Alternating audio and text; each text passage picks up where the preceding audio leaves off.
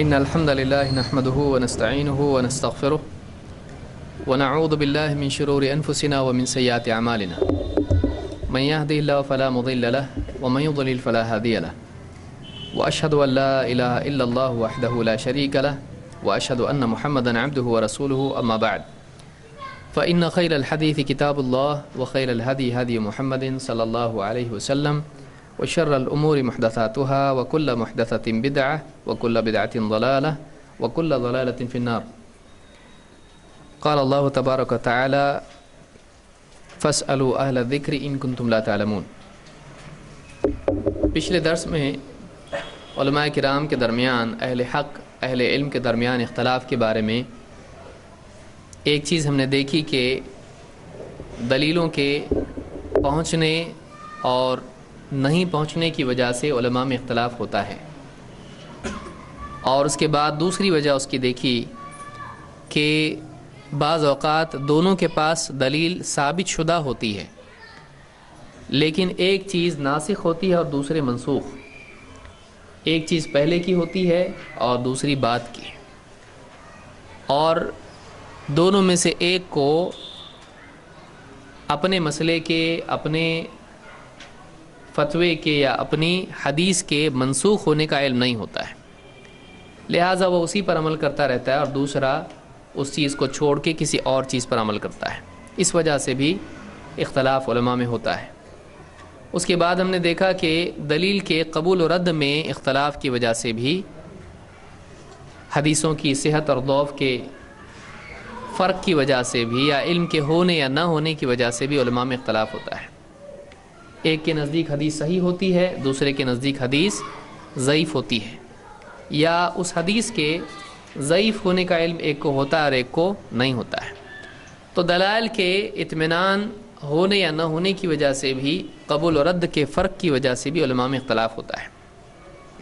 اس کے بعد ہم نے یہ بھی دیکھا کہ عالم کو حدیث یاد ہوتی ہے لیکن وقتی طور پر وہ ذہن سے نکل جاتی ہے یا مستقلاً ذہن سے نکل جاتی ہے. کتنی ساری سیکھی ہوئی چیزیں جو ہم سیکھ لیتے ہیں ایک وقت کے بعد ہمارے ذہن سے وہ چیزیں نکل جاتی ہیں اور وہ چیز کسی کے یاد دلانے سے یاد آتی ہے. تو اگر اس وقت میں جب عالم فتویٰ دے رہا ہے وہ چیز اس کو یاد نہ ہو، یا ایک عالم عمل کر رہا ہے اس وقت میں اگر وہ چیز اس کو یاد نہ ہو، تو ظاہر بات ہے اس کا فتویٰ اور اس کا عمل دلیل کے خلاف جائے گا. بہت ممکن ہے کہ اس کا اجتہاد دلیل کے مطابق ہو جائے، لیکن یہ بہت اللہ کی توفیق ہے. کبھی ایسا بھی ہو سکتا ہے کہ اس کا فتویٰ اجتہاد کی وجہ سے دلیل سے ٹکرانے والا بن جائے، اور یہی وجہ ہے کہ بعض علماء کا اجتہاد حدیث سے ٹکرانے کی وجہ سے الگ ہو جاتا ہے، خطا ہو جاتا ہے، اور دوسرے علماء جو حدیث کے مطابق عمل کرتے ہیں جس کو یاد ہوتی ہے حدیث، تو ان دونوں کے فتوے میں فرق ہو جاتا ہے. تو یہ بھی اس کی مثال ہم نے دیکھی تھی کہ ایک بڑا عالم بلکہ صحابی بھی ایک حدیث کو، علم کی بات کو بھول سکتے ہیں. بھولنا انسان کی صفات میں سے ہے. اللہ تعالیٰ نہیں بھولتا ہے، ورنہ انسان چاہے وہ نبی کیوں نہ ہو وہ بھی بھولتے ہیں. کیا انبیاء بھولتے ہیں؟ انبیاء بھی بھول جاتے ہیں. اللہ کے نبی صلی اللہ علیہ وسلم کی حدیث ہم نے دیکھی تھی کہ آپ نے نماز پڑھائی اور آپ نے دو رکعتوں پر ہی سلام پھیر دیا، اور صحابہ کی یاد دلانے پر آپ نے بچی ہوئی 2 رکعتیں پڑھیں اور سجدہ سہو کیا. بہرحال تو یہ چیزیں ہم نے پچھلے درس میں دیکھی. اب آگے بڑھتے ہوئے صفحہ نمبر میں سمجھتا ہوں 8 پر ہم شروع کریں گے کہ اجتہاد کے وقت دلیل مستحضر نہ رہنا. مستحضر حاضر ہونا، سامنے رہنا، ذہن میں رہنا.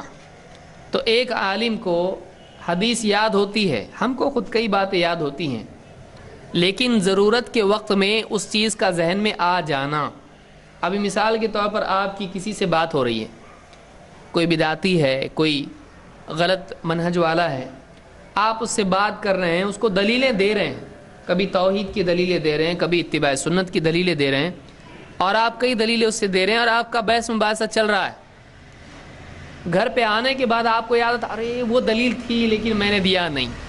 ہوتا ہے کہ نہیں ہوتا ہے؟ ہوتا ہے کہ آدمی کے ذہن میں اس وقت وہ دلیل نہیں ہوتی ہے، لیکن دلیل اس کے پاس دل میں تھی، اس کو اچھی طرح سے آیت تجوید کے ساتھ یاد ہے، لیکن جب اس کی ضرورت تھی اس وقت وہ آیت ذہن میں نہیں آ رہی. کبھی کبھی تو ایسا ہوتا ہے کہ معلوم ہوتا ہے اس بارے میں یہ آیت ہے لیکن اس کے الفاظی زبان پہ نہیں آتے، یاد نہیں ہوتا ہے، حالانکہ اس کو اچھی طرح سے یاد کیا ہے لیکن اس وقت وہ زبان پہ نہیں آ رہی ہے. تو ایسا آدمی کے ساتھ اکثر ہوتا ہے. تو یہ بھی وجہ ہوتی ہے کہ ایک عالم کو حدیث، آدمی سوچتا ہے اتنے بڑے محدث ان کو حدیث یاد نہیں اور آپ کو یاد ہے، ایسا کیسے ہو سکتا ہے؟ ایسا ہو سکتا ہے کہ ایک عالم اس کو اس وقت دلیل یاد نہ ہو جب اس کی ضرورت پیش آئی ہے اور وہ فتویٰ دلیل کے خلاف دے دے، بعد میں اس کو یاد آیا کہ ارے میں نے یہ بات ایسی کہی حالانکہ بات ایسی تھی. کیا اس کی مثال مل سکتی ہے؟ آئیے ہم دیکھتے ہیں کیا صحابہ میں اس کی مثال ملتی ہے. ابن عباس رضی اللہ عنہ فرماتے ہیں اتی عمر بمجنونۃ قد زنت. عمر بن خطاب رضی اللہ تعالیٰ کے پاس ایک پاگل عورت کو لایا گیا. قد زنت، اس عورت نے زنا کیا تھا. فاستشار فیہا اناسا، فاستشار انہوں نے مشورہ کیا، فیہا اناسا اس مسئلے میں لوگوں سے. فامر بہا عمر ان ترجم، مشورہ کرنے کے بعد سب کے مشورے سے بات یہی سامنے آئی کہ اس کے لیے جس نے زنا کیا ہے رجم کرنے کا نبوی فیصلہ ہے، لہٰذا اس عورت کو کیا کیا جائے؟ رجم کیا جائے. کیا یہ فتویٰ غلط ہے کہ زنا کرنے والے کو رجم کیا جائے؟ تو ٹیکنیکلی زنا جس سے ہوا ہے اس کو رجم کیا جائے گا. یہ فتویٰ بالکل صحیح ہے. ایسا نہیں کہ کچھ بھی دل سے انہوں نے کہہ دیا تھا کہ ٹھیک ہے مار ڈالو اس کو، ایسا نہیں کیا انہوں نے کہ ان کو برا لگا تو انہوں نے کچھ بھی کہہ دیا، ایسا نہیں ہے. ان کا بھی جو قول تھا، ان کا بھی جو فتویٰ تھا وہ ایک دلیل کی بنیاد پر تھا جو عمومی دلیل ہے، ایک جنرل دلیل ہے. لیکن کسی خاص مسئلے میں کچھ اور بھی مسئلہ ہو سکتا ہے. جیسے کسی سے بھی آپ پوچھیں کہ ظہر کی نماز کتنی رکعت پڑھنا چاہیے، کوئی کہے 4. یہ کوئی کچھ پوچھنے کی بات ہے؟ کہ نہیں، مسافر کو تو آپ کیا کہیں گے 2، کیونکہ ایک جنرل اصول کیا ہے؟ ظہر کی نماز کتنی ہے؟ 4. اور اس نے پوچھا بعد میں، کیا پوچھا اس نے؟ مسافر کے لیے. تو آپ کیا کہیں گے؟ 2. وہ کہیں گے نہیں، حائضہ کے لیے. تو آپ کیا کہیں گے؟ آپ حائضہ کے لیے نماز ہی نہیں ہے، حائضہ کے لیے نماز ہی نہیں ہے. تو اب ایک ہی سوال الگ الگ کیسز میں الگ جواب اس کا آئے گا. عام جواب کیا ہوگا؟ ظہر کی نماز کتنی پڑھنا چاہیے؟ 4. مسافر کتنی پڑھے؟ 2. اور حائضہ 0، حائضہ کی نماز ہی نہیں ہے. تو سوال ایک ہی تھا لیکن کیس بدلنے سے جواب کیا ہو گیا؟ بدل. تو کبھی ایسا ہوتا ہے کہ ایک عالم کے سامنے ایک عمومی دلیل ہوتی ہے اور وہ کوئی کیس اس کے سامنے آتا ہے، وہ اس کی دلیل اسی پر فٹ کر کے فتویٰ دے دیتا ہے. وہ کوئی غلط کام کر رہا ہے؟ نہیں. لیکن دوسرا عالم ہوتا ہے، وہ بتاتا ہے کہ نہیں، اس کے بارے میں الگ حدیث ہے، اس کو وہ حدیث معلوم ہوتی ہے لیکن اس وقت یہ دلیل یہاں فٹ ہوتی ہے، وہ ذہن میں ہوتا ہے نہیں. تو اس وقت میں کیا ہو جاتا ہے؟ اس کا فتویٰ خطا کر جاتا ہے اور دوسرے عالم کا فتویٰ صحیح ہوتا ہے. یہاں یہ مثال ہے. تو عمر رضی اللہ تعالیٰ نے اپنے دل سے بھی فیصلہ نہیں کیا، انہوں نے کیا کیا؟ لوگوں سے مشورہ کیا. اب یہ ایک آدمی کا قول، یہ فتویٰ نہیں ہوا بلکہ کیا ہوا؟ مشورہ. بہت سارے لوگ کہتے ہیں مشورے میں خیر ہے، بلا شبہ مشورے میں خیر ہے، اور جو چیز مشورے میں طے ہوتی ہے وہ کبھی غلط نہیں ہوتی ہے. ایسا ہے؟ مسٹیک ہو سکتی ہے. بہت سارے لوگ جو دعوتی ذمہ داری نبھاتے ہیں اور سفر میں بھی جاتے ہیں بوریا بستر لے کے، ان لوگوں کا ایک کہنا ہے کہ مشورے میں خیر ہے اور جو چیز مشورے میں طے ہوتی ہے وہ کبھی غلط نہیں ہوتی ہے. کیا ایسا ہے؟ ایسا نہیں ہے. اگر مشورے میں علم پورا نہیں ہو تو اس صورت میں خطا بھی ہو سکتی ہے. گھر والے سب مل کے مشورہ کیا، ارے کو بھی دین کا علم نہیں، کیا کرنا چاہیے. اب بیٹھ کے انہوں نے مشورہ کیا تو کیا ضروری ہے کہ مشورے کا فیصلہ صحیح ہو؟ نانا جان کو بٹھا دیے، وہ بھی بیچارے دانت وات لگا کے بیٹھے فیصلہ دینے کے لیے تجوید سے، تو کیا اس کا جواب صحیح آئے گا؟ نہیں. صحیح بھی آ سکتا ہے، غلط بھی آ سکتا ہے. مشورہ اس طرح کی کوئی ضمانت نہیں ہے. اسی لیے یعنی بہت ساری جماعتیں ایسی ہیں، ان لوگوں کا یہ کہنا ہے کہ مشورے میں طے ہوا ہے بس، اس کا مطلب کیا ہے؟ صحیح ہے. ایسا نہیں ہے. تو حضرت عمر نے مشورہ کیا، صاحب نے مشورہ کیا دیا، اس عورت کو کیا کرنا چاہیے؟ رجم کرنا چاہیے. زنا کی سزا پتھر مار کے قتل کرنا ہے. اب فَأَمَرَ بِهَا عُمَرُ أَن تُرْجَمْ، تو عمر رضی اللہ تعالیٰ نے اس عورت کے بارے میں فیصلہ دیا کہ اس کو رجم کر دیا جائے. عمر رضی اللہ تعالیٰ کون ہے اس وقت میں؟ خالی مکہ کے کہ مدینہ کے؟ پورے مسلمانوں کی پوری حکومت، اسلامی حکومت کے ذمہ دار ہیں، امیر ہیں، خلیفہ ہیں، امیر المؤمنین ہیں. فیصلہ دیا رجم کرو. مر بها علی علی ابن ابی طالب رضوان اللہ علیہ اجمعین، کہتے ہیں کہ علی رضی اللہ تعالیٰ عنہ کے پاس سے اس عورت کو لے کے لوگ گئے. اب جا رہے اس کو سزا دینے کے لیے، لے جا رہے ہیں تو حضرت علی پر سے اس عورت کا گزر ہوا. فقال ما شأن هذه، جب حضرت علی نے دیکھا عورت ہے جا رہی ہے، اس کے ساتھ لوگ ہیں جا رہے ہیں، کیا ہوا اس کو؟ ما شأن هذه، اس عورت کا کیا کیس ہے، اس عورت کا معاملہ کیا ہے؟ قالوا مجنونۃ بنی فلان، یہ فلاں قبیلے کی پاگل عورت ہے. زنت، اس نے زنا کیا تھا. فامر بها عمر ان ترجم، حضرت عمر نے حکم دیا ہے کہ اس کو رجم کر دیا جائے. فقال ارجعوا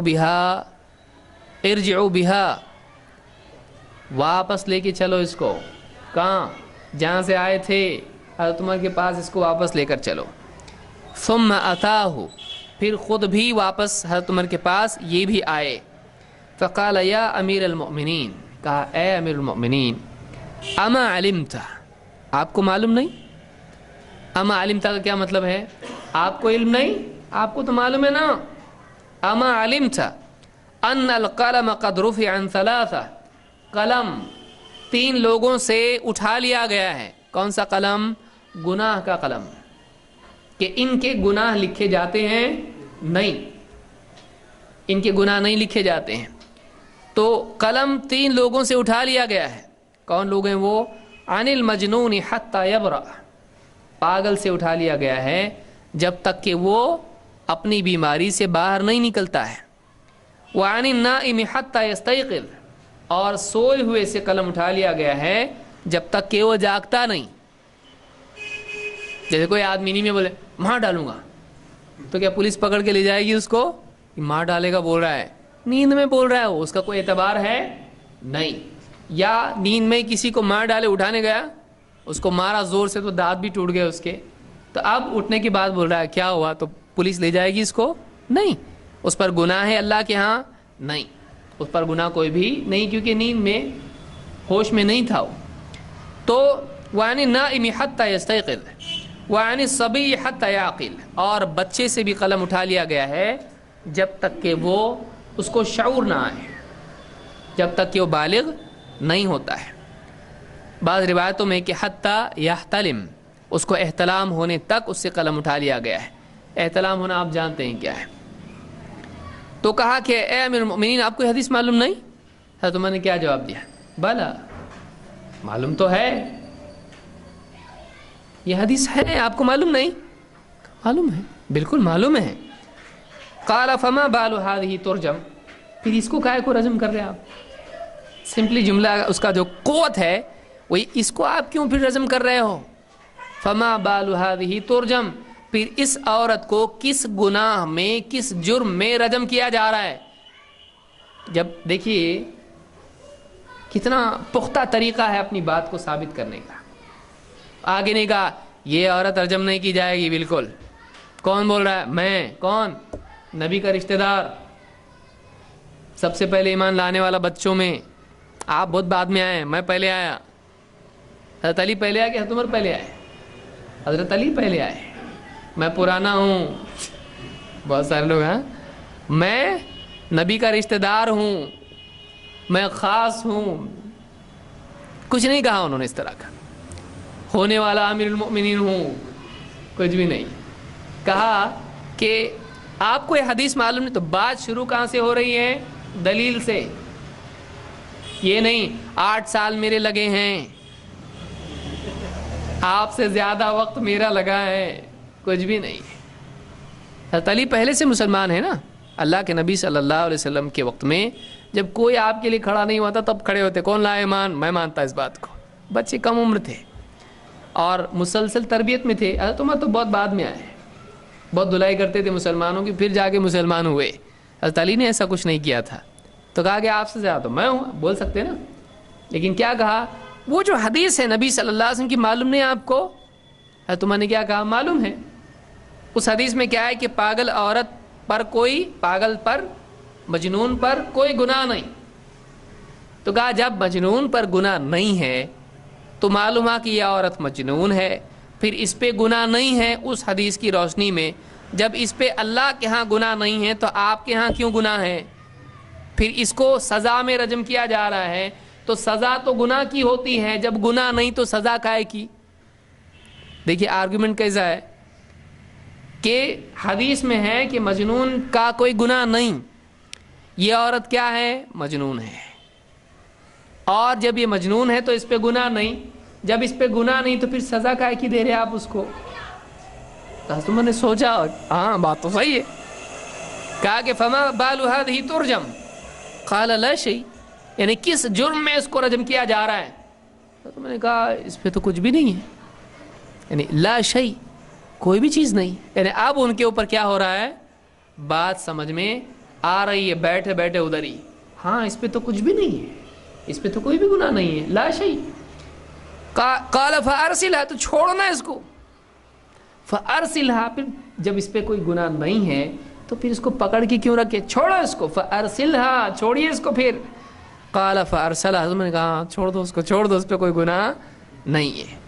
فجعل يكبر، اور اس کے بعد حضرت عمر رضی اللہ تعالیٰ تکبیر کہنا، اللہ اکبر اللہ اکبر. یعنی جب آدمی کہتا اللہ اکبر تب کیا کر رہا تھا میں؟ جس پر اللہ کے ہاں گناہ نہیں اس کو زمین میں سزا میں دے رہا تھا، ایک بے گناہ کو سزا دے رہا ہوں. کتنی بڑی غلطی میرے سے ہو رہی تھی. اللہ اکبر. تعجب کے وقت میں، افسوس کے وقت میں آدمی کیا کہتا ہے؟ اللہ اکبر. تو عمر رضی اللہ تعالیٰ اس وقت تکبیر کہنے لگے. یہ ابو داؤد میں روایت موجود ہے. اس میں بہت ساری چیزیں سیکھنے کی ہے.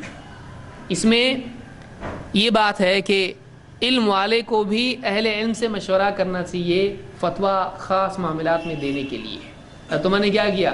میں امیر المؤمنین ہوں، ماننا ہے مانو، نہیں تو مارو اس کو پکڑ کے. نہیں کیا. آپ کیا کیا؟ لوگوں سے مشورہ کیا کیا کرنا چاہیے اس مسئلے میں. تو ان کی عزت گھٹ جائے گی. ایک عالم ہے، اس کے پاس مسئلہ آیا، دوسروں سے اس سے کم ہیں، ان سے کیا کر رہا ہو؟ اس مسئلے میں کیا ہو سکتا ہے، کیا کرنا چاہیے، کیا فیصلہ میں نے دینا چاہیے. اتھارٹی کس کے ہاتھ میں ہے؟ عمر رضی اللہ عنہ کے ہاتھ میں فیصلے کی قوت ہے. قاضی امیر ہے مسلمانوں کے.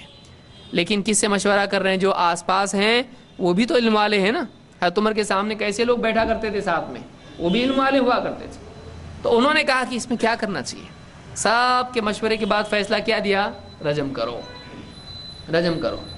اس سے معلوم ہوا حضرت عمر کو علم غیب تھا اور بابا کو ہے. بابا انتریامی، کہ ان کو معلوم پڑتا ہے یہ کون ہے، اس کا کیا کیس ہے. حضرت عمر فیصلہ دے رہے ہیں، آپ کو نہیں معلوم ہے یہ مجنونہ، اس کے بارے میں یہ ہے، یہ غلط ہے. اور طوطے کو لے کے بیٹھا ہوا ہے، اس کو معلوم ہے کیا ہونے والا ہے. تیری تقدیر میں یہ ہے، تیرا کام بننے والا ہے، تیرا ایسا ہونے والا ہے. حضرت عمر کو نہیں معلوم میرا یہ فتویٰ تھوڑی دیر بعد کینسل ہونے والا ہے،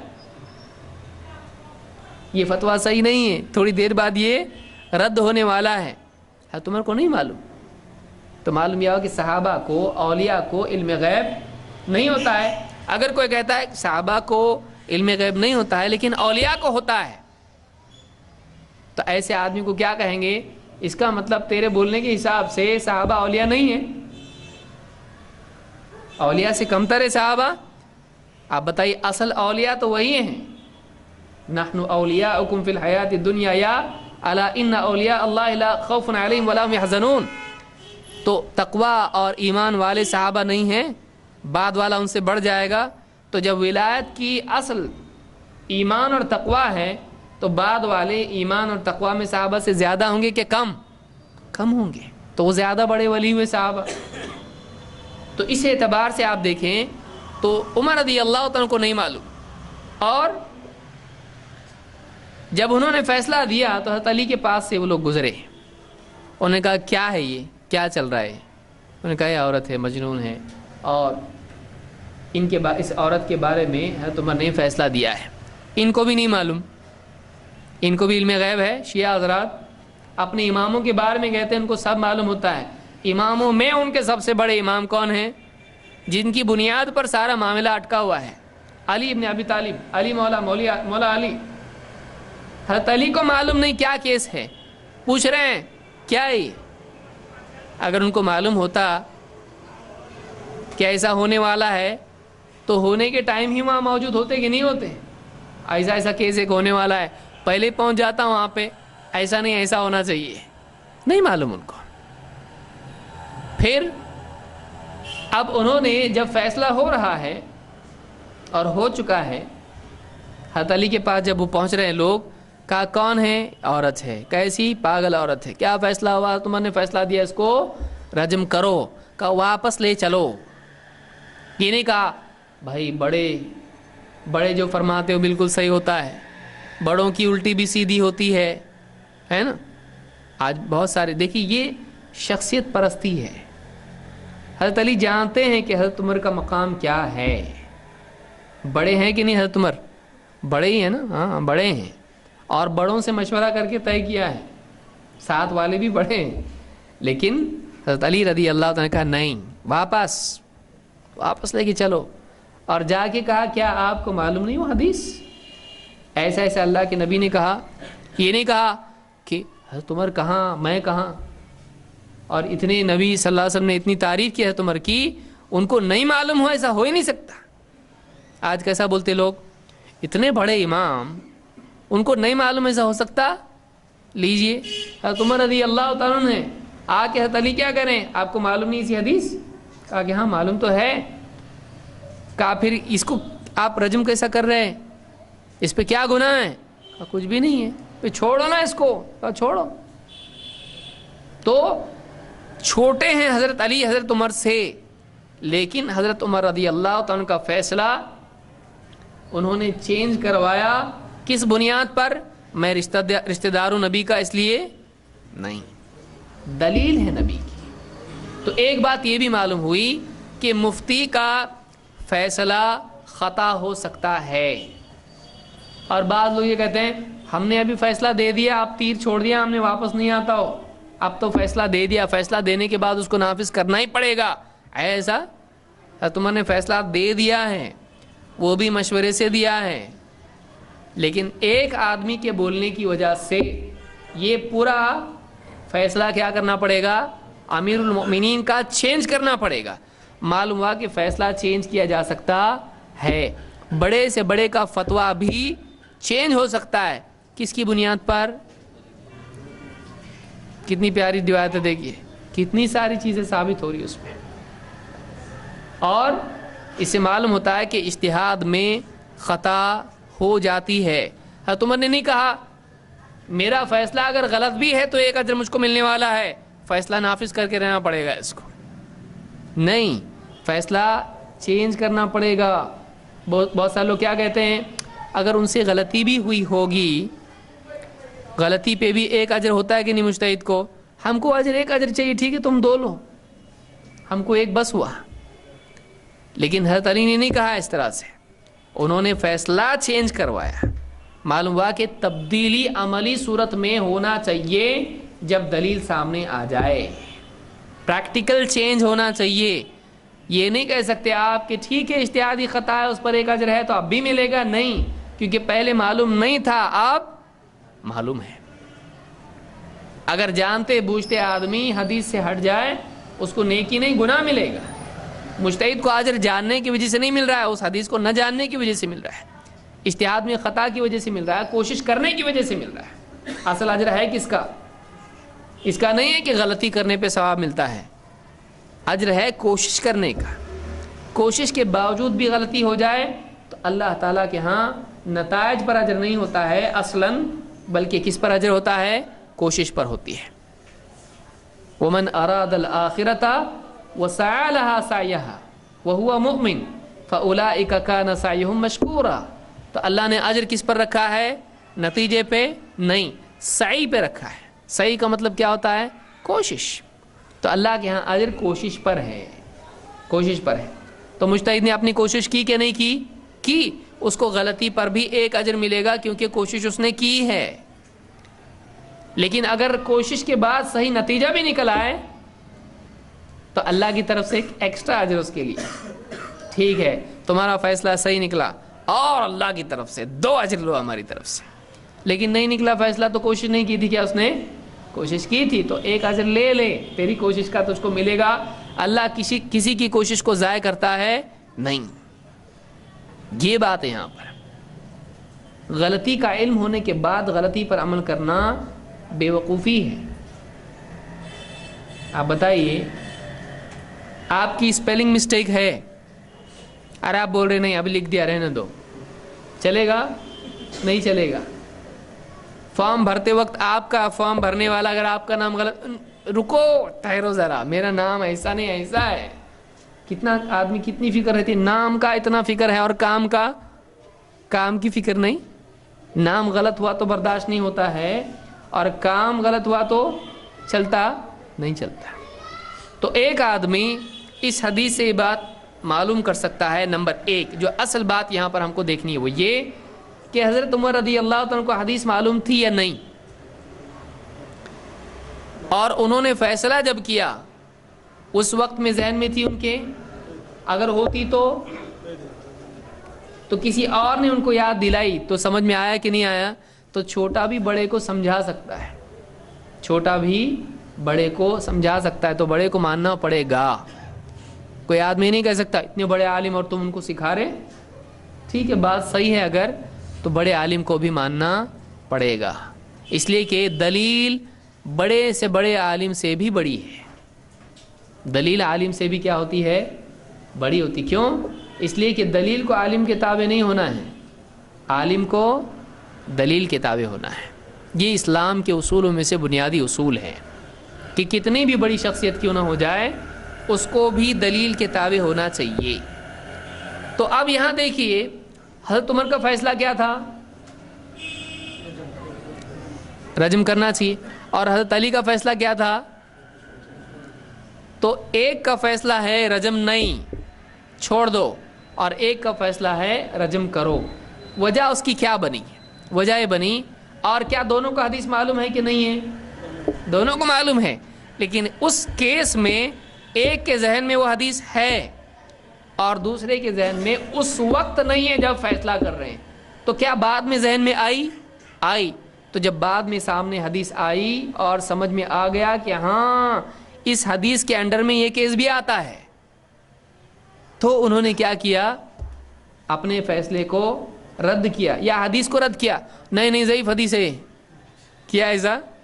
تم کو کیا سمجھتا ہے؟ اصل ہم کو سمجھتا ہے، تم کو فلاں مدرسے میں آنا پڑے گا حدیث سیکھنے کے لیے. کیے انہوں نے ایسا؟ جب بات سامنے آ گئی نا، بات ثابت ہو جائے، بڑی سے بڑی شخصیت کو بھی اس کے آگے ہتھیار ڈالنے پڑیں گے، اس کو ماننا پڑے گا، کیونکہ دلیل شخصیات سے اونچی ہوتی ہے. تو اس روایت میں بات ملتی ہے کہ عمر بن خطاب رضی اللہ تعالیٰ عنہ نے اپنے فیصلے کو تبدیل کیا، اور فیصلہ کرتے وقت وہ حدیث اور اس حدیث کا اس مسئلے سے تعلق ہونا یہ ان کے ذہن میں نہیں تھا. یہ بہت بڑی بات ہے، کیونکہ صرف معلوم، اس سے یہ بھی بات معلوم ہوتا ہے کہ صرف حدیث جاننا اصل نہیں ہے، صرف آیتیں جاننا اصل نہیں ہے، یہ کہاں فٹ ہوتی ہے یہ جاننا اور اس وقت ذہن میں ہونا بھی بہت ضروری ہے، اس وقت ذہن میں ہونا بھی بہت ضروری ہے۔ تو اس وجہ سے بھی علماء میں اختلاف ہوتا ہے۔ اور آگے آئیے، کبھی ایسا ہوتا ہے کہ دونوں کے سامنے، دو عالموں کے سامنے حدیث ہوتی ہے، لیکن حدیث کے سمجھنے ہی میں دونوں میں فرق ہو جاتا ہے اور ایک دم الٹا سمجھتے ہیں۔ اس کی ایک مثال میں دیتا ہوں۔ اللہ کے نبی صلی اللہ علیہ وسلم کی حدیث ہے، ایک صحابی کہتے ہیں کہ میں اللہ کے نبی صلی اللہ علیہ وسلم کے ساتھ گیا، آپ استنجا کے لیے تشریف لے گئے اور میں آپ کے لیے، آپ نے مجھ کو حکم دیا جاؤ 3 ڈھیلے اٹھا لاؤ، پتھر اٹھا لاؤ۔ میں گیا، ڈھونڈا، مجھ کو 2 پتھر ملے اور تیسرا پتھر نہیں ملا، تو میں نے کیا اٹھا لیا؟ سامنے تھا گوبر پڑا ہوا تھا، میں نے گوبر کا ٹکڑا جو ہے وہ اٹھا لیا، وہ بھی سوک کرتا ہے، وہ بھی لے لیا، میں نے لا کے نبی صلی اللہ علیہ وسلم کو دے دیا۔ آپ نے ان میں سے جو گوبر کا ٹکڑا تھا اس کو اٹھا کے پھینک دیا اور آپ نے 2 پتھر لیے، حدیث ختم۔ اب اس حدیث سے بعض علماء نے استدلال یہ کیا کہ نبی صلی اللہ علیہ وسلم کا یہ حکم کہ 3 پتھروں سے کم میں استنجا مت کرو، 3 پتھروں سے کم میں استنجا مت کرو، یہ کمپلسری نہیں ہے۔ 3 سے کم میں بھی ہوتا ہے کہ نہیں ہوتا ہے؟ ہوتا ہے اس حدیث کے اعتبار سے۔ تو اس میں کتنے پتھر آپ نے استعمال کیے؟ کیونکہ آپ کے سامنے 2 پتھر اور 1 گوبر کا ٹکڑا، آپ نے کیا کر دیا؟ گوبر کا ٹکڑا پھینک دیا اور 2 پتھر لے لیے۔ اب یہ بخاری کی حدیث ہے۔ اب اس حدیث سے امام الطحاوی نے، جن کو احناف اپنے علماء میں سے شمار کرتے ہیں، انہوں نے کہا کہ اس حدیث سے ثابت ہوتا ہے کہ 3 کی قید نہیں ہے اور 3 لازم نہیں ہے، 3 سے کم میں بھی آدمی استنجا کر سکتا ہے۔ لیکن آپ دیکھیے ایک اور حدیث ہے جو مسند احمد میں ہے، اس میں اللہ کے نبی صلی اللہ علیہ وسلم نے، عبداللہ بن مسعود غالباً اس کے راوی ہیں، ان سے کہا 2 پتھر لیے، گوبر کا ٹکڑا پھینک دیا اور کہا کہ یہ رکس ہے، رکس یعنی رجس ہے، یہ پاک نہیں ہے، کیونکہ وہ گدھے کا گوبر تھا۔ آپ نے کہا یہ پاک نہیں ہے، جاؤ 1 پتھر لے کے آؤ۔ اب کیا ہو رہا ہے؟ کمپلسری، ڈبل کمپلسری ہو رہا ہے کہ 3 لے کے آئے، وہ پھینکے گا اور 1 چکر لگاؤ، مطلب اتنا ضرور۔ آپ نے کہا چلو ٹھیک ہے کوئی بات نہیں، آئندہ 3 لانا، نہیں، آپ نے کہا نہیں، جاؤ ابھی تیسرا پتھر اور لے کے آؤ۔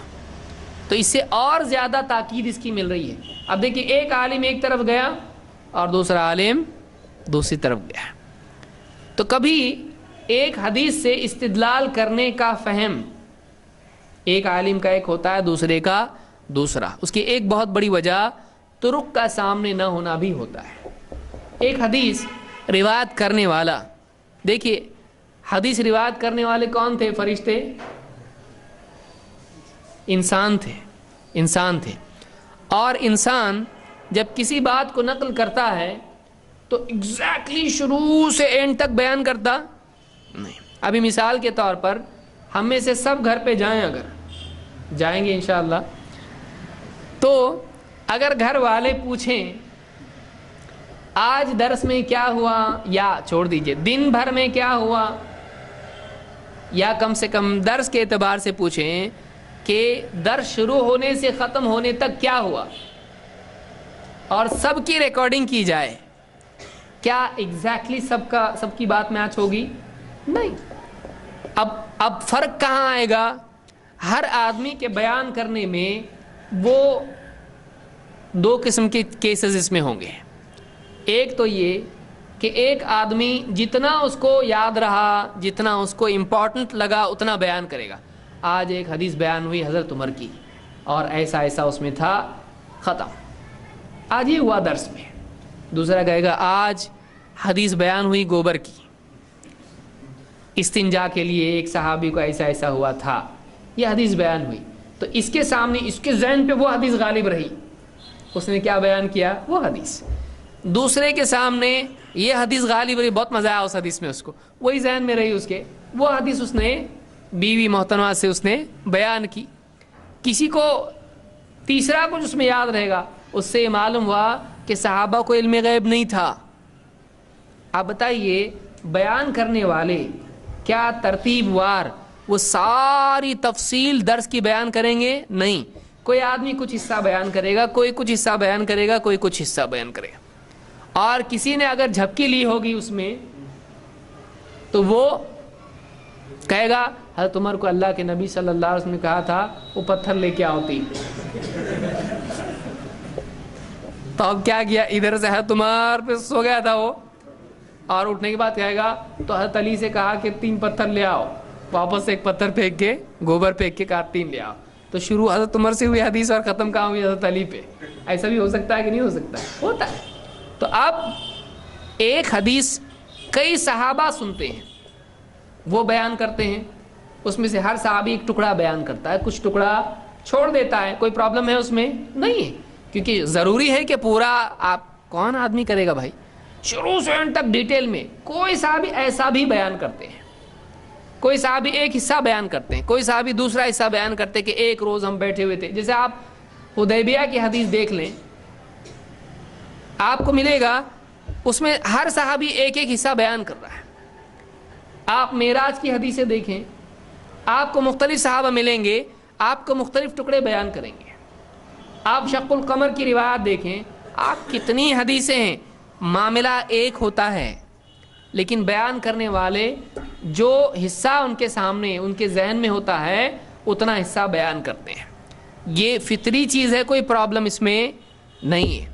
لیکن اگر ایک تھرڈ پارٹی کو جو اس میں نہیں تھا، نہ وہ بولنے والا ہے نہ سننے والا ہے، اور اس وقت میں وہ گواہ نہیں تھا، جب اس کو پورا معاملہ سمجھنا ہے اب اس کو کیا کرنا پڑے گا؟ وہ سارے طرق دیکھنے پڑیں گے اور اس کے بعد فیصلہ لینا پڑے گا. جیسے بار کے معاملے میں اس کو سمجھ لیجئے اچھی طرح سے، جو طرق کا مسئلہ، بعض لوگ حدیث کے سلسلے میں پریشان ہوتے ہیں، بولے ایک صحابی ایسا بول رہے، دوسرے صحابی ایسا بول رہے، تیسرے صحابی ایسا بول رہے، کیا ہو رہا ہے؟ ایک حدیث میں ایسا آ رہا ہے، ایک حدیث میں ایسا آ رہا ہے. تو پورا واقعہ کسی نے بھی بیان نہیں کیا، صرف ایک صحابی نے پورا واقعہ شروع سے لے کے اینڈ تک بیان کیا ہے. آپ اللہ کے نبی صلی اللہ علیہ وسلم کی حج کی حدیثیں دیکھیں، اتنی حدیثیں ملیں گی. ایک حدیث تفصیل سے حضرت جابر کی ملے گی آپ کو، شروع سے لے کے اینڈ تک انہوں نے بیان کیا، اس کو صحیح مسلم میں حدیث موجود ہے. اسی لیے شیخ البانی نے بھی اسی کو بنیاد بنا کر کتاب لکھی ہے، حج کا طریقہ اللہ کے نبی صلی اللہ علیہ وسلم کا، جیسا کہ حدیث جابر میں آیا ہے. بہت لمبی حدیث ہے وہ. تو اب سارے طرق اگر آدمی جمع نہیں کرے تو بہت اہم حصہ بھی اس کا چھوٹ سکتا ہے. ایسا ہو سکتا ہے کہ نہیں ہو سکتا ہے کہ جس بنیاد پر بات ہوئی ہے وہ بنیاد اگر چھوڑ دی جائے تو وہ حدیث آؤٹ آف کانٹیکسٹ ہو جاتی ہے. آپ کی بستی میں جھگڑا ہوا کسی کا اور آپ سرپنچ ہے بستی کے، آپ کے پاس کیس آیا، آپ نے پوچھا کیا ہوا؟ بولے آیا مجھ کو مارا، دیکھو دانت بھی ٹوٹا میرا، پکڑ کے دھو اس کو، مارو اس کی پٹائی کرو اس کی. فیصلہ کر سکتے آپ کیا کریں گے؟ تو بتا رہے کیا ہوا؟ بولیں گا یہ جو ہے نا اس نے کیا کیا، جا کے اس کی دکان کا تالا توڑا اور اس میں سے سامان لیا اور آ کے بیچ دیا اس کو، اس کے پوچھے بغیر. بھائی ہے اس کا وہ، لیکن ایسے کام کیا اس نے. ذرا گھر میں تھوڑا جھگڑا ہو گیا، ناراضگی ہو گئی، تو اس نے کیا کیا، اس کے دکان میں گھس کے تالا توڑ کے سارا سامان اس میں جو اٹھانا تھا اٹھایا اور جا کے بیچ دیا اور پیسے کھا گیا. پھر یہ ٹھہرا تھا چوک میں، وہ آیا، آتے ہی مارنا شروع کیا. اب کیس بدل گیا. اب کیا ہوا، سٹوری ایسی ہے، پارٹ 1 پارٹ 2 اس کا ہے کہ آدھا حصہ اس کا جو اہم ہے وہ کہانی میں غائب ہے کہ نہیں ہے. تو اب اگر آپ اس کو اس سے کاٹ کے دیکھیں گے تو آپ کو مارنے والا کیا دکھائی دے گا؟ مجرم. اگرچہ وہ بھی غلط ہے، اس نے مارا، اس نے ویسا بھی نہیں کرنا چاہیے، لیکن اس کے مارنے کی وجہ آپ کو دکھائی دے رہی یا نہیں دکھائی دے رہی؟ کیونکہ جو وہاں پہ چوک میں کھڑا ہوا اس کو تو اتنا ہی دکھائی دیا، لیکن جو اس کے ساتھ میں رہتا ہے اس کو معلوم ہے کہ پاسٹ ٹینس میں کیا ہوا ہے، پریزنٹ ٹینس میں کیا ہوا ہے، کل کیا ہوا تھا اور آج کیا ہوا ہے. اس نے دونوں حصوں کو کیا کیا؟ جوڑا، اور جوڑنے کے بعد کاز اینڈ ایفیکٹ اس میں معلوم پڑا. اب کہانی کیا ہو گئی؟ بدل گئی. تیسرا ایک آئے گا، اس میں بتائے گا کہ اس نے مارنا شروع بھی نہیں کیا تھا. آ کے اس نے بولا کیوں رہے ایسا کیا؟ تو نے دکان میں سے جا کے چیزیں لیا. اب اس نے کیا کیا؟ دھکا دیا اس کو، جا میری مرضی جو بھی چاہوں گا کروں گا. جیسا اس نے دھکا دیا اس نے مارنا شروع کیا. اب سٹوری میں ایک ایلیمنٹ اور بڑھ گیا کہ دھکا دینے کی شروعات کس نے کی تھی؟ اسی نے کی تھی. تو اب بولنے والے کئی ہوتے ہیں، وہ ایک ایک ٹکڑا لا کے دیتے ہیں، لیجئے لیجئے لیجئے. تو وہ سارے ٹکڑے جمع کرنے کے بعد وہ جگسا پزل کیا ہو جاتا ہے؟ پورا کمپلیٹ ہوتا ہے. سمجھ میں آ رہی بات؟ یہ بہت امپورٹنٹ چیز ہے جو آپ کو حدیث کے سلسلے میں یاد رکھنی چاہیے. نہیں تو آپ ادھوری حدیث کو لے لیے اور آپ اسی کی بنیاد پر فیصلہ کرنا شروع کریں گے. اس میں بہت مرتبہ آدمی سے غلطی ہو جاتی ہے. تو اس حدیث میں کیا ہے؟ ایک ٹکڑا آیا، اللہ ان کو بتانا ہی تھا ایک راوی کو کہ گوبر کا ٹکڑا پھینک دیا نبی صلی اللہ علیہ وسلم نے. تو اب آگے کا حصہ بیان کرنے کی ضرورت ہے نہیں، تو انہوں نے آگے کا ٹکڑا بیان نہیں کیا. لیکن دوسرے راوی نے کیا کیا؟ بتایا کہ آپ نے جب پھینکا پھر سے ایک پتھر منگوایا. اب ان کا بتانے کا مقصد کیا ہے؟ نہیں، پتھر اور ایک چاہیے ہی. تو اب اس ایک قصے کو دو لوگ بیان کر رہے ہیں. ایک کے سامنے کہ گوبر سے استنجا نہیں کر سکتے ہیں تو وہ گوبر کا ٹکڑا پھینک دیے، اتنا بتانے پر اکتفا اس نے کیا. لیکن جس کے سامنے پورا مسئلہ ہے کہ 3 پتھر چاہیے، وہ آگے کا ٹکڑا بھی بیان کر رہا ہے کہ کیا آپ نے کہا یہ نجس ہے، جاؤ پتھر لے کے آؤ. تو کسی راوی کے ذہن میں کوئی مسئلہ ہوتا ہے، کسی راوی کے ذہن میں کوئی مسئلہ ہوتا ہے. اس مسئلے کو ثابت کرنے کے لیے جب وہ حدیث بیان کرتا ہے کچھ حصہ چھوڑ دیتا ہے. آپ سب کرتے ہیں، کوئی بھی دنیا کا ایسا آدمی نہیں ہے جو شروع سے کہتا ہے میں آیا، میں نے جوتیاں اتاری اور میں نے سلام کیا اور پھر میں مسجد میں آیا، میں نے دیکھا ٹائم کتنا ہوا اور پھر میں مسجد میں داخل ہوا، میں نے دیکھا پوری صف. بتا دیں آپ اتنا، مسجد میں گیا، نماز پڑھا، فوراً آ گیا. آپ نے پوری ڈیٹیل بتائی، جوتیاں اتاری، وضو کیا، مسواک کی، منہ پوچھا، سلام کیا، جواب دیا. آپ بہت ساری ڈیٹیلز چھوڑ دیتے اس میں. کیوں؟ آپ کو لگتا ہے یہ بتانے کی ضرورت نہیں. تو ایسے ہر راوی کو لگتا ہے اتنا ہی بتانا کافی ہے اور زیادہ بتانے کی ضرورت نہیں ہے. اس وجہ سے حدیثیں مختلف طرق میں، روات میں بٹ جاتی ہے. اب ایک حدیث ایک کے سامنے آئی، اس حدیث میں اس نے غور کیا اور مسئلہ لے لیا. اب اگر اس کے سامنے دوسرا طریق بھی ہے تب تو وہ اس کو جمع کر کے مسئلے کا فیصلہ کرے گا. لیکن اب یہ ہے مدینہ میں اور دوسرا طریق اس کا ہے مصر میں اور تیسرا طریق ہے شام میں. اب آپ بتائیے کیا اس حدیث کے سمجھنے میں عالم کا فیصلہ ادھورا رہ سکتا ہے کہ نہیں رہ سکتا ہے؟ رہ سکتا ہے. یہی وجہ ہے کہ علماء میں اختلاف اس سلسلے میں ہوا ہے. جیسے آپ دیکھیں گے حدیث میں ہے اللہ کے نبی صلی اللہ علیہ وسلم نے کتوں کی کمائی اس کو بیچنا خریدنا اس سے منع کیا. صحیح میں آپ کو یہ روایت ملیں گے، لیکن دارقطنی وغیرہ اور دوسری کتابوں میں آپ دیکھو گے تو آپ کو ملے گا ہاں لیکن اللہ کے نبی صلی اللہ علیہ وسلم نے شکاری کتوں کے بارے میں سہولت دی، رخصت دی. الا کلب صید، شکاری کتے کے سلسلے میں آپ نے رخصت دی. تو اب جس آدمی کے پاس یہ حدیث پہنچی ہے کہ کتوں کی کمائی جائز نہیں، اس نے سارے کتوں کے بارے میں فیصلہ کیا کہ نہیں کیا. لیکن جس آدمی کے سامنے دوسری حدیث ہے وہ کیا کہے گا؟ سارے کتوں کی کمائی کیا ہے؟ حرام ہے، سوائے اس کتے کے جو شکاری ہوتا ہے. شکاری کتے کی خرید و فروخت کی گنجائش ہے، کیونکہ حدیث میں اس کی رخصت اللہ کے نبی صلی اللہ علیہ وسلم نے دی ہے. تو اب دو طریق الگ الگ ہیں، دونوں کو جمع کرنا پڑتا ہے. ایسا کیوں ہوا؟ ایسا اس لیے ہوا کہ ہم محنت کریں. علم کے لیے کیا ہونا چاہیے؟ کوشش ہو. یہ اللہ کی حکمت ہے کہ اللہ تعالیٰ نے ایسا معاملہ رکھا. ایسا نہیں کیا کہ ایک کتاب ایک دم پرنٹ کر کے جبریل لا کے دے رہے اور ہر گھر فرشتے آ کے بانٹ رہے، لو اس پہ عمل کرو. ایسا نہیں ہوا، اور ایسا ہو بھی نہیں سکتا ہے. ایسا ہو کے بھی ایسا ہوگا، کیونکہ جب فیصلہ کرنے کو قاضی صاحب بیٹھیں گے ان کے ذہن میں ساری باتیں ہوں گی، اس وقت میں نہیں ہوں گی. پھر وہاں کے قاضی نے فیصلہ کیا، یہاں کے قاضی نے، پھر وہی ہونے والا ہے. کیونکہ انسانی دنیا کی محدودیت ہے. آپ لاکھ اپنے دل کی بات کسی سے بیان کرنا چاہیں، سمجھنے والے کو غلط فہمی ہو سکتی کہ نہیں؟ کیونکہ سارے فہم برابر ہیں نہیں. تو کتنا بھی آپ کرو، ایک دم آسمانی پرنٹڈ ورژن بھی اگر آ جائے قرآن کا اور حدیث کا، تب بھی انسانی فہم کے فرق کی وجہ سے غلطیاں ہوں گی. اس کو آپ ختم کر سکتے نہیں. بہت سارے بولتے ایک ہی ہوتا تو کتنا اچھا ہوتا نا، سب کے پاس ایک قرآن، اور ایک قرآن تو ہے لیکن حدیث شیعہ کے پاس الگ ہے. حدیث پوری کے پوری ایک دم اپ ٹو ڈیٹ، ایک دم پورا فائنل ورژن حدیث کا ہوتا. اتنی ساری کتابیں، یہ نہیں ہوتا. کتنا اچھا ہوتا.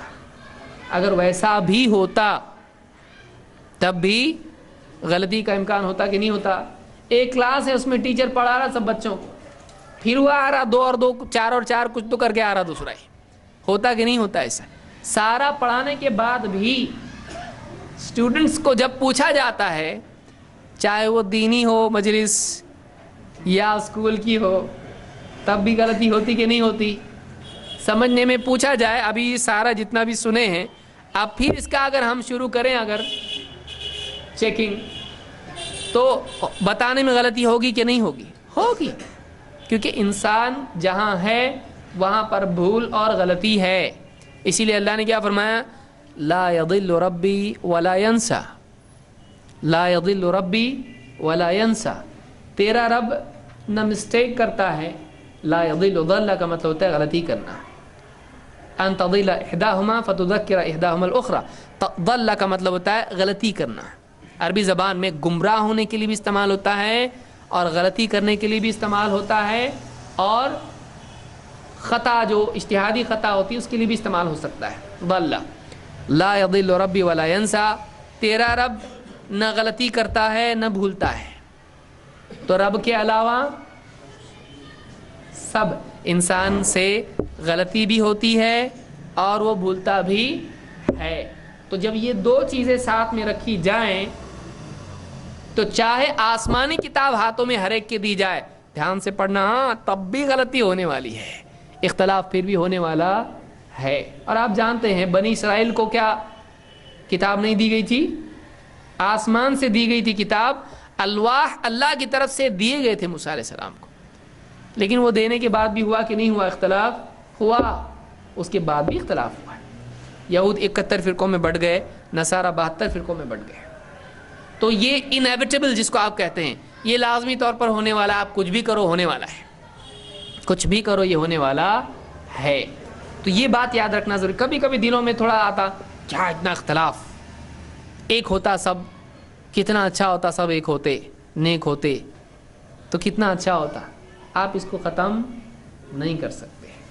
فہم کا فرق ہمیشہ انسانوں میں اختلاف کی بنیاد رہے گا. اس کی ایک مثال ہم دیکھتے ہیں. اللہ کے رسول صلی اللہ علیہ وسلم نے فرمایا زکوٰۃ الجنین زکوٰۃ امہ. اس سے پہلے بھی میں سمجھتا ہوں اس پہ ہم گفتگو کافی تفصیل سے کر چکے ہیں. زکوٰۃ الجنین زکوٰۃ امہ. جنین جو پیٹ میں بچہ ہوتا ہے اس کو جنین کہا جاتا ہے. جنین کی زکوٰۃ یہاں پر آپ دیکھیں گے جو عربی کا وہ زکوٰۃ ہوتا ہے جو مالدار لوگ اپنے مال میں سے دیتے ہیں، وہ بھی زکوٰۃ ہے. اور یہ کیا ہے؟ یہ بھی زکوٰۃ ہے. لیکن تجوید والوں کو اس میں فرق معلوم ہے اور بے تجوید والوں کے لیے اس میں کوئی فرق نہیں ہے. صحیح ہے؟ اس لیے تجوید سیکھنا بہت ضروری ہے. بہت سارے لوگ ایسی کام چلا لیتے ہیں. عربی زبان کو تجوید کے ساتھ قرآن پڑھنا بہت ضروری ہے. کیوں؟ اس لیے کہ معنی بہت الگ ہو جاتے ہیں. آپ یہاں دیکھیں گے ایک ہے زکاہ ز سے زائے اور ایک ہے زکاہ. اب بہت سارے لوگوں کو لگا اس میں کیا سننے کی آ رہا ہے. پھر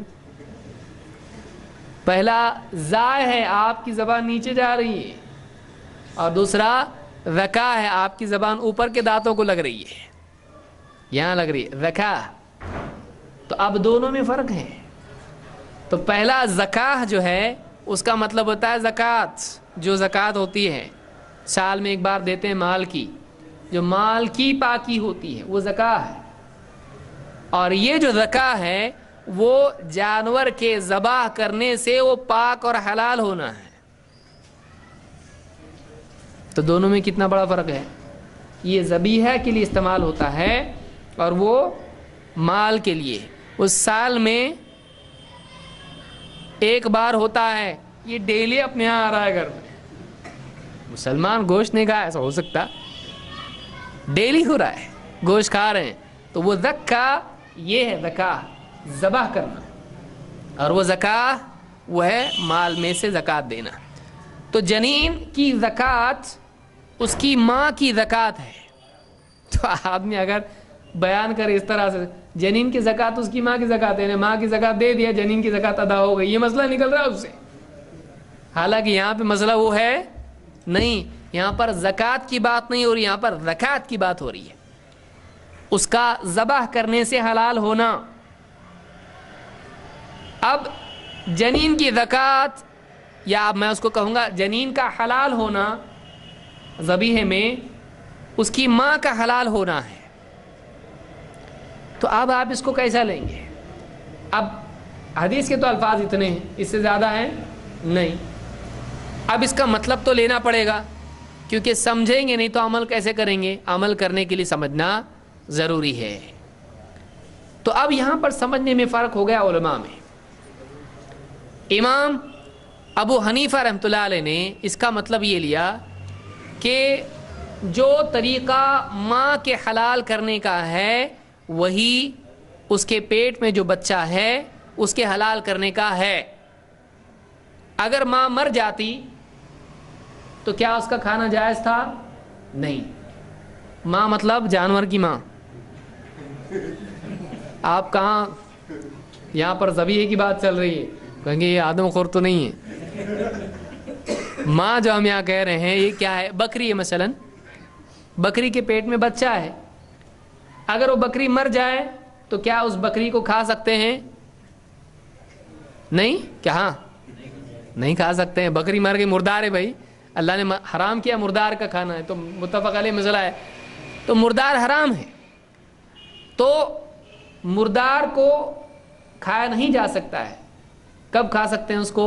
بکری کو جب شرعی طریقے سے اس کو بسم اللہ واللہ اکبر اس کو ذبح کیا. یہ کہ اس عمل کو کیا کہتے ہیں؟ ذکاہ, شرعی طریقے سے اس کو حلال کرنا. تو امام ابو حنیفہ کہتے ہیں دیکھو ماں کا طریقہ کیا ہے؟ شرعی طریقے سے ذبح کرنا, تب جا کے وہ کیا ہوتی ہے؟ حلال. یہی طریقہ بچے کے لیے ہے جو اس کے پیٹ میں ہے. اگر ماں کو ذبح کیا اور بچہ پیٹ میں سے نکلا, اب اگر وہ زندہ ہے اس کو ذبح کر دیا تب جا کے وہ حلال ہوگا. کیوں؟ جو طریقے سے ماں حلال ہوتی ہے وہ طریقے سے بچہ حلال ہوگا. اگر ماں مر جاتی تو حلال ہوتی نہیں, تو بچہ بھی اگر مرا ہوا پیٹ میں سے نکلا تو حلال ہوگا نہیں. کس کا فتویٰ ہے؟ امام ابو حنیفہ رحمۃ اللہ علیہ کا. اب ان کا فہم ہے, اور حدیث کے سمجھنے میں اس کی گنجائش ہے کہ نہیں ہے؟ ہے. یہ نہیں کہ اپنے دل سے کچھ بھی بول دیے, ان کو سمجھ میں آیا ہو. لیکن امام ابو حنیفہ رحمۃ اللہ علیہ کے علاوہ جمہور تقریباً سب کے سب محدثین علماء فقہا اس طرف ہیں. وہ کہتے ہیں نہیں, اس کا مطلب یہ نہیں ہے.